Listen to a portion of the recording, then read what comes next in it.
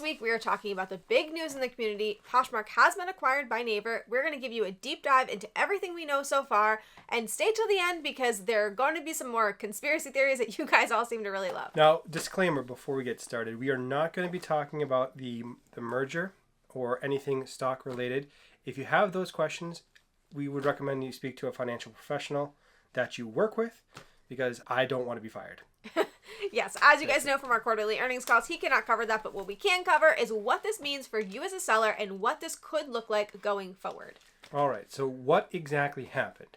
Late last night, because Poshmark has no regard for my well-being and sleep habits, they had an announcement go through stating that they'd been acquired by Naver, which is a Korean tech company. They were acquired for $1.2 billion, and that seems to be the bullet points of what happened. Yes. As for when this is going to happen, from everything we can tell from the call last night, it looks like this is going to be late Q1 of 2023 before anything happens. And truthfully, as a seller, we may not notice a lot because it looks like Manish and all of the Poshmark team, as well as the California headquarters, is going to stay in place for the foreseeable future. So the burning question, who is Naver? Because if you're like us, you'd never heard of them before yesterday. So they are a Korean tech company. They started off primarily as a search engine platform. So think Korean Google. They actually are outperforming Google in Korea at the moment. So they've beaten the standard search that we all use, which is impressive. They also do email, mapping, e-commerce, social media, online payments, and streaming. So they do basically everything online related, from start to finish, selling items, the financial transactions behind that, everything. So they cover everything. Yes. Now they also have webtoons and blogging and a metaverse platform. They have all types of things, which we will get into. But basically, when you think of tech, they have everything. What is likely going to happen for Poshmark after Q1 of next year? So it's, again, not going to happen right away. You're not going to see any changes right now. Don't attribute the algorithm to them right now. Like, that's not happening. It's going to take a while for this to roll out. One of the things that Naver does very well is they have essentially Google Lens. So they have a photograph technology that you can search by a photo using your phone, which if they were able to incorporate that into Poshmark, there are almost limitless possibilities. Yeah, so there are plenty of other platforms that have something similar to this. We know that eBay has something similar to this. Amazon has this, of course, as he mentioned, Google Lens. Now, we've tried eBay's Lens just to see how it works and to see if there would be a functionality for reselling with it. It's okay, but not great. For example, we took a lens of a soda can and it came back with soda cans, but not the specific one we were looking for. But this could be really useful if they can perfect this, because we have thought of many different ways that this could be used, but an example of which is if you are out and about and somebody has a Free People dress that you really love and you don't know the style or anything like that, and I don't think the person would remember that, you can just take a picture and it can search for it on the Poshmark platform and hopefully bring up a listing. So this would be a really useful tool and a really cool way to get buyers directly to items that they want rather than having to search and look and hope that they find something they're looking for. So there's that functionality. You could also try to style yourself like a celebrity or Instagram person that you follow or a blogger, etc. You can try to capture that style and aesthetic by taking those photos, looking through Poshmark potentially, and finding those items at a discounted price, hopefully. So, like, you could do as worn on TV, but like hyped up. As like, worn I could on just TV. take a picture of the Noel Fielding that I've been obsessing over their fashion and be like, oh, I want to know where that sweater's from. There you go. Yep, exactly. The other thing, you could be at the store and you could not want to buy it retail and take a photo and see if anyone has it on Posh secondhand at a significant discount to the hundreds of dollars, presumably. Right. And of course, the other thing for sellers, it's a great way to look up comps. I know most of us use Google Lens to look up comps and figure that out, but to be able to do it directly on Poshmark and know exactly that these are Poshmark comps and not Google, if you know, you know, it would be amazing. So I think this is a great thing. I mean, I'm super, super excited for that. So another thing that Naver is really well known for is their community building. They have done this in all different platforms. They recently purchased Wattpad. They have webtoons. They have all different things where they are really great at community building. So this means that Poshmark's integration with likes and shares and all of that type of stuff with sales is going to be really beneficial to Naver's company because they're going to be able to tap into the community that Poshmark has already built. Building on that, in terms of community, they also have the Facebook-like metaverse as part of that. So that is probably where the digital fashion from our conversation on quarterly earnings most recently. Yes, we can link that here. Comes from. So they are looking to adopt clothing for your online personality, your avatar, or even virtual trying it on before you make the purchase. Yeah, so I mean, I envision virtual fashion shows where you're able to go in the metaverse as your little avatar and see different fashion coming out that might be available for purchase on Poshmark. There's all different ways that they can do this. There's all different ways that they can build this community, but a community built entirely around fashion could be a great way to get new buyers here. And I don't expect this to happen right away. That would be a much longer term goal for the two companies having been merged. So I think that's years and years away, unfortunately. Yeah. So the last thing that I wanted to talk about for the community, and we've been very critical of community aspects related to Poshmark as of late. I think that they have the opportunity to make them more productive, especially the Posh parties, where they have a very big influence with bloggers and K-pop fashion and all of that already built in on the Naver platform. So what I would hope and what I could see as a realistic possibility is taking that and putting out a blogger favorite or an Instagram or an influencer type person running a party and putting your items in there and having them promote those items and say, oh, I like that item from this closet, like that item from this closet. And that would be very meaningful because those people do have influence and you're more likely to make a sale if it is recommended by someone that you know and trust. Yeah, now that's a Posh party I'd be a part of. If I get a host pick from an influencer that has the ability to get people to purchase, I'm in. I'm gonna go for that host pick, and I will be a more engaged seller on that platform. 100%. Another thing that Naver is well known for and good at is something we've been very critical of, but I do think it's important that we note it because they are very large in their space for this, and this is going to be live selling. So they have a live selling platform of their own that they already use. And one thing that's different about their live selling platform than ours is their commission fee. Their commission rate for their live selling platform is only 3% currently. Now I can link all of the stuff below of where we got our information because this wasn't in the main article, but 3% is very enticing.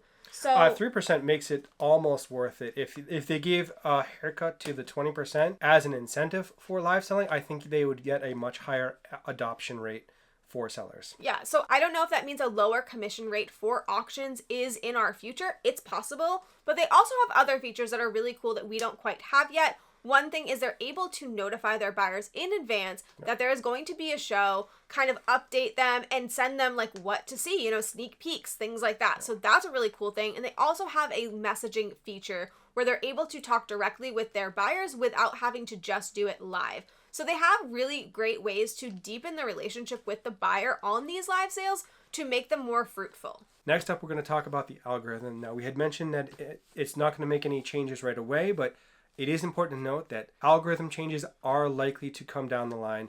They seemingly, from all of the information we have, are very focused on that, and they are outcompeting Google. I am very, very excited for that. It allows you more customization. It allows for more specificity and item specifics for your search. So it's getting your item in front of the right buyer. So one really cool thing that we found out is the chief scientist at Naver is Kim Young-bum, who led the dynamic ranking science group at Amazon and developed technologies to understand context and intentions for Alexa. We all know Amazon Alexa. We all know how it works. And as creepy as it may be, it is very effective in promoting items to us that we want and also knowing when we want it. Yeah. Now, there's a whole discussion that can be had about how invasive this might be or how creepy it might be.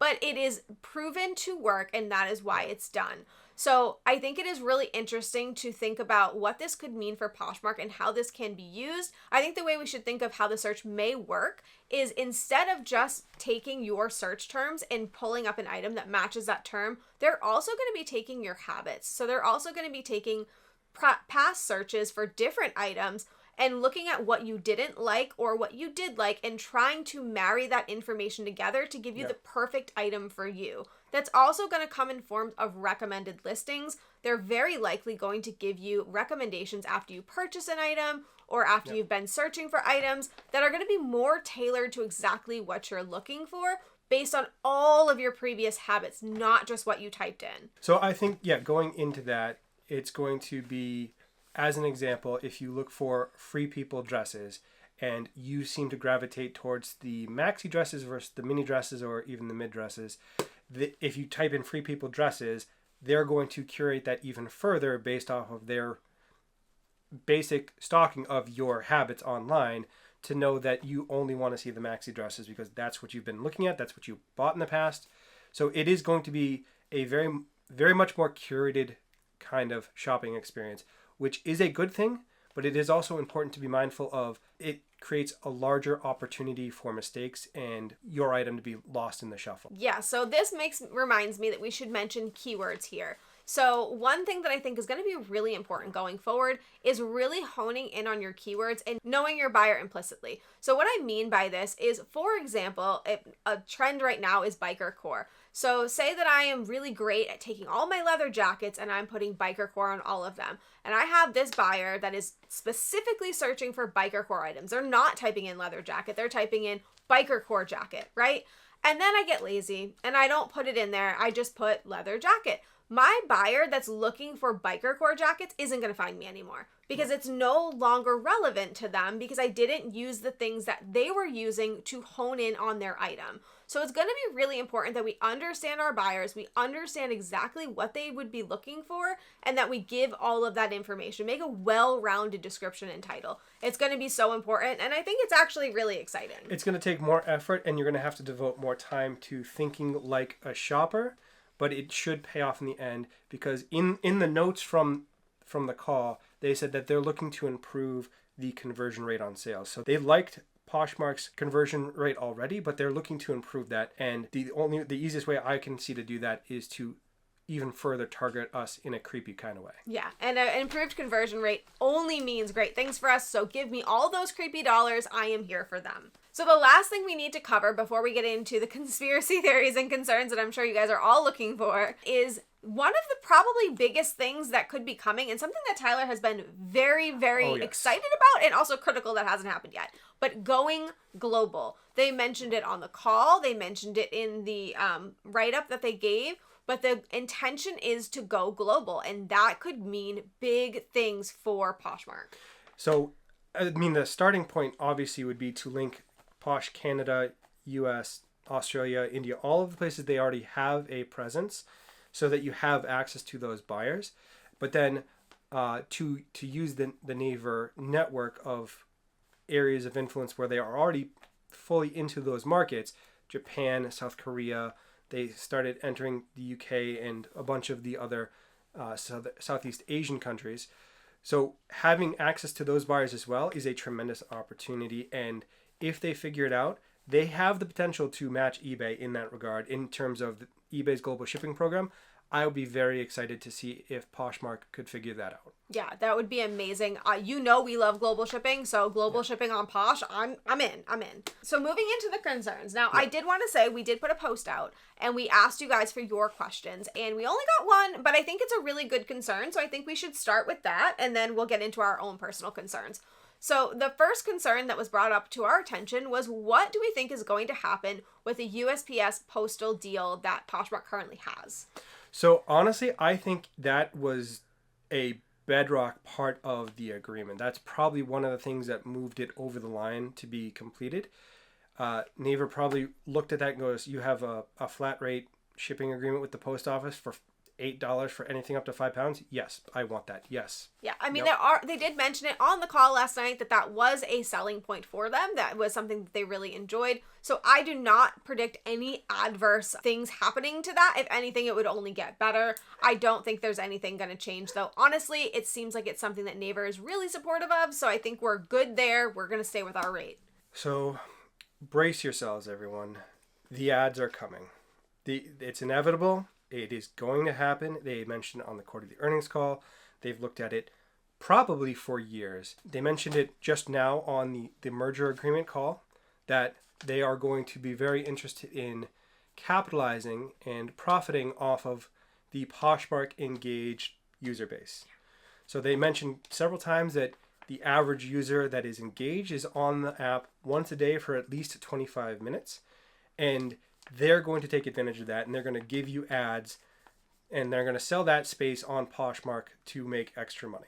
Yes. Now, there is rumors out in the community that this has actually already started. Some people are stating that right after the payment screen, they have been receiving ads. So if you've experienced that, let us know in the comments below. I haven't quite seen it yet, but I'll be honest, my purchasing on Poshmark is not quite as much as my selling. So I may have just not been targeted yet. And the last thing you bought was the Brahmin for resale. Yes. You didn't get the... I did not get a... Okay. So, but I'm curious if you guys have experienced it and what you guys think about ads coming.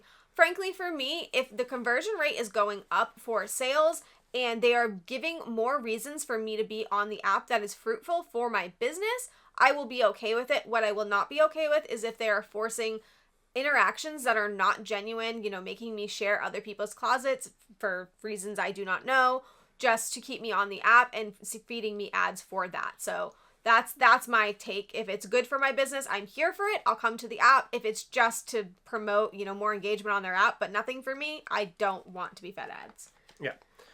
The next downside that I see is that the bot industry is very likely in trouble for sharing.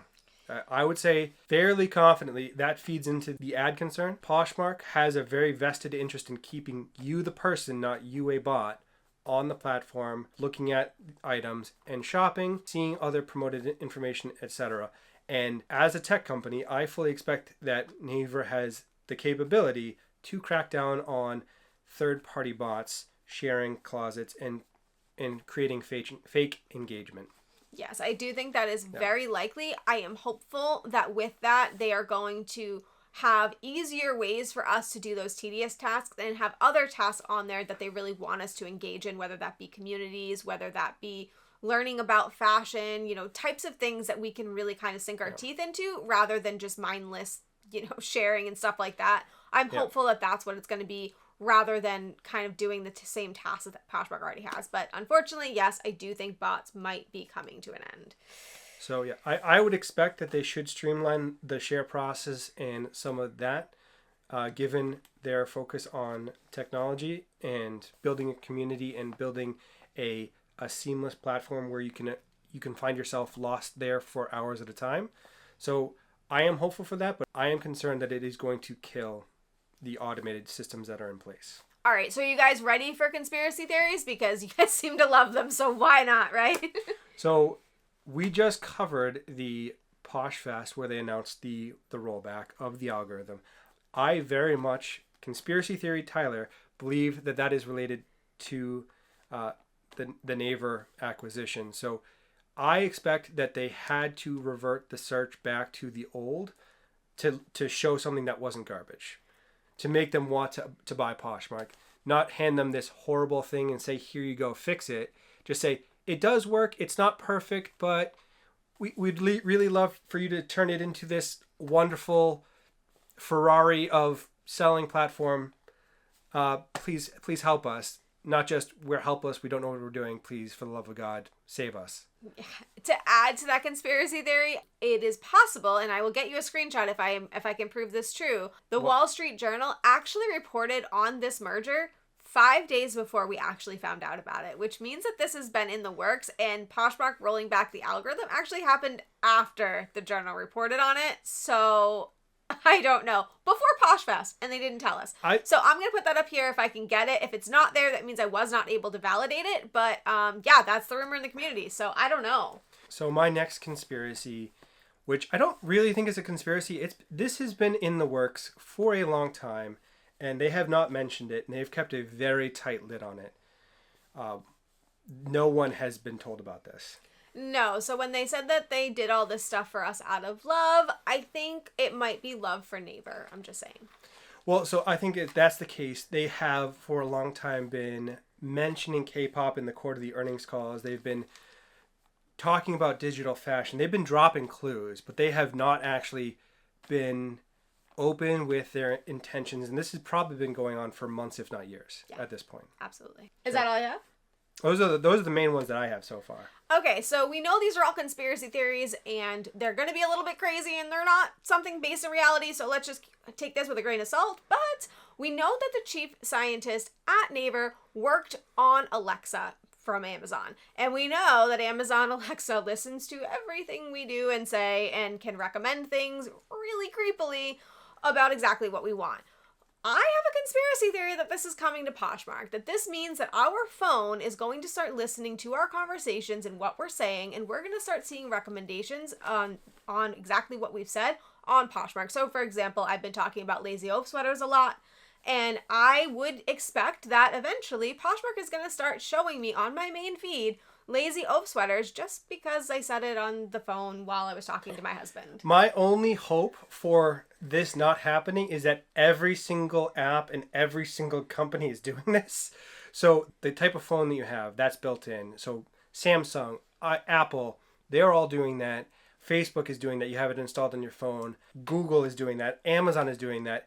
My hope is that they all try to rush through the microphone at the same time and they jam each other up, which would be amazing. I doubt that's going to happen. I just think he has the expertise to do this in a really great way and make it seem almost less creepy than it really is. So I can see it being a really seamless transition to doing that. So if that doesn't creep you out, I don't know what will, but I predict that's going to happen. So you heard it here first. Just kidding. So final thoughts. What do we feel about the overall tone of this merger? So for me personally, I am cautiously optimistic. I always worry when things change and leadership changes that could mean bad things in the future. But everything points to this is exactly what we needed. We've been complaining about the search for I can't even tell you how long. Look at our videos. It's been a lot. And this is like a powerhouse search engine. This is the tech company that we needed. We've complained about Poshmark's ability to roll out things because their tech hasn't been the best. Now they're going to have that backing. So for me, it looks like it's a good thing. I'm just scared to say that.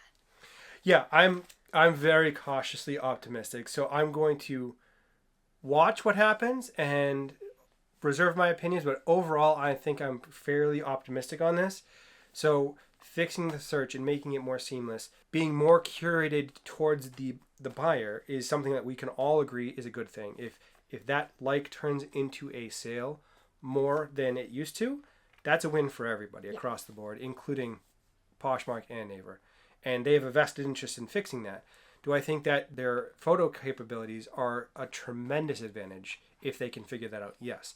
Do I think that there are some negatives and things to be concerned about? Also, yes. So, I mean, overall, it has the chance to revolutionize Poshmark and correct some of the most glaring problems that they've had with transparency and functionality of the system once they make a change. So I would expect smoother transitions, given that they now have someone looking over their shoulder saying, hey, what you doing? Yeah, exactly. So, and we are going to be following this. We're going to be watching what happens and all the developments as they come. So if you are interested in that and you like the way that we present things, please subscribe to the channel and like this video so we know that you want us to kind of keep doing this and following it, because I think we're in for a ride. I think there's going to be a lot happening in the next year, 2 years, even 5 years, really. So just make sure that you stick around and follow this, because we're going to be giving honest thoughts on this and not just what's posted in a primer letter. We're going to try to do our best to give you our full information and an in-depth analysis on that. So that's everything I have. Yeah, I think that's everything. So thank you all for watching.